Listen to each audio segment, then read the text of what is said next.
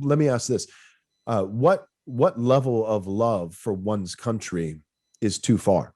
At what point, for the Christian, speaking from a Christian worldview, at what point would it become actually idolatrous or sin, or what is too much love for one's country?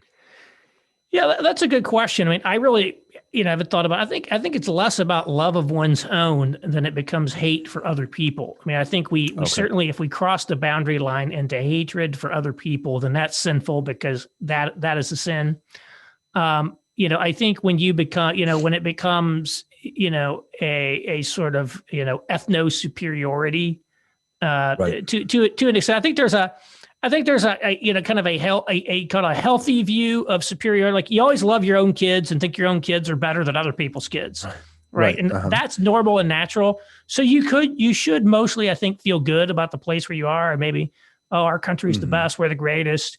But like, maybe it's like, oh, we should like rule over people. Other people are terrible. You get into that sort of thing. Yep. I think we have to start. I do think we have to start with the recognition that there are very few, kind of culture-free individuals, right? That we were all born into a community of flesh and blood people, with, sort of shared history, shared traditions, shared language, shared culture. Right. And it is not wrong to identify yourself with that any more than it is wrong to identify yourself with the family that you were born into.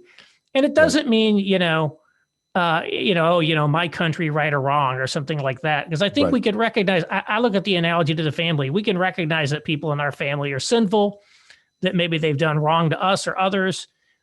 And yet that doesn't stop us from still being in a family relationship with them. Right. Committed, that we, and I think this is one of the things that people, they try to undermine your love of country by essentially pointing out its flaws. Well, don't you know that these people did this? Don't you know this person here was bad, did these bad things? And I'm like, so what? I mean, ultimately, this idea, like, if the standard for caring about someone or something or having identity to them is that they were perfect and didn't have any sins and didn't do bad things, we're not going to have anybody on there. So I think they're always trying to, like, and I think, the reality is sort of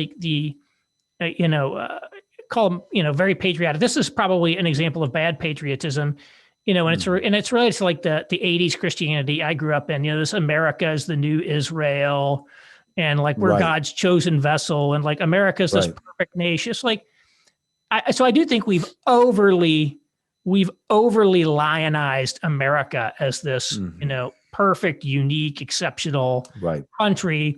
Whereas I think we can acknowledge the idea that, like, somehow acknowledging the flaws in America, acknowledging what's went wrong, somehow would keep you from not feeling an American, identifying with America and being America. Well, I don't think that's so, any more than our, defects in our family necessarily keep us from loving them or being in relationship. We just realize that's our family. That's who we are. Right. And so I think that we should be honest about the failures of the country, but that doesn't mean that we should say, oh, we're so horrible, and just, and again, these things are never applied.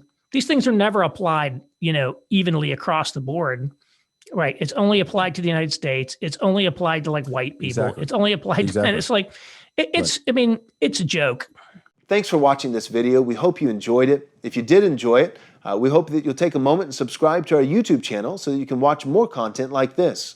Also, take a moment and give this video a like so that it can reach more people. And take a moment and click on the bell so that you'll be notified whenever we come out with new content. Thanks so much. God bless.